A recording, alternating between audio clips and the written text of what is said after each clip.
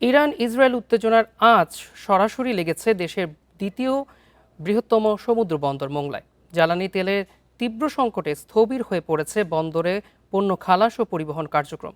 বেশিরভাগ লাইটার জাহাজ বসে থাকায় মাদার ভেসেল থেকে পণ্য খালাসে দেখা দিয়েছে দীর্ঘসূত্রিতা।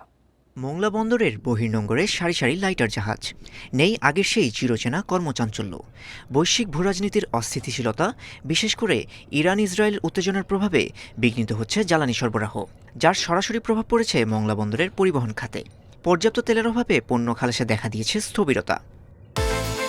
বিকাশ পেমেন্টে 10,000 টাকার বেশি অফার। শপিং চলছে তো। সরকার থেকে নাকি বলা আছে যে কোনো ডিলারদেরকে তেল সরবরাহ করা যাবে না, এই জন্য আমরা কোনো তেল পাচ্ছি না। শত শত লাইটার মোংলা পশুর নদীতে লাইন দিয়ে আছে, তারা কোনো সিরিয়ালে আউটারে যেতে পারছে না। তেল না পাইলে আমরা কোথা থেকে সংগ্রহ করবো? বা সংগ্রহ না করতে পারলে আমরা কোথা থেকে ডেলিভারি দেবো? আমাদের ডেলিভারি দেওয়ার কোনো সুযোগ নেই।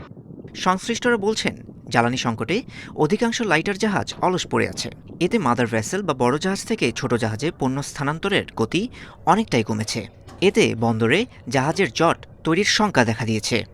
মাদার তেল যদি না পাই, পণ্য খালি হওয়ার মতন জাহাজ যাইতে পারবে না, পণ্যও খালি হবে না। কাজেই সরকারের কাছে আকুল আবেদন, যাতে আমরা সুন্দরভাবে তেল পাইতে পারি আর এবং পর্যাপ্ত জাহাজ মালিকদের দিতে পারি এবং জাহাজ মালিক যাতে চলতে পারে সেই বিধি ব্যবস্থা করার জন্য সরকারের কাছে আকুল আবেদন করতেছি আমরা। তবে মাঠ পর্যায়ে সংকটের চিত্র প্রকট হলেও বন্দর কর্তৃপক্ষের দাবি, পরিস্থিতি এখনও নিয়ন্ত্রণে রয়েছে। আমাদের মোংলা বন্দর কর্তৃপক্ষে এরকম কোনো অভিযোগ আসেনি এবং আমরা আমাদের নিয়মিত কার্যক্রম অব্যাহত রেখেছি। পণ্য ওঠানামার কাজ চলছে, কোনো রকম সমস্যা আমরা এখন পর্যন্ত সম্মুখীন হইনি।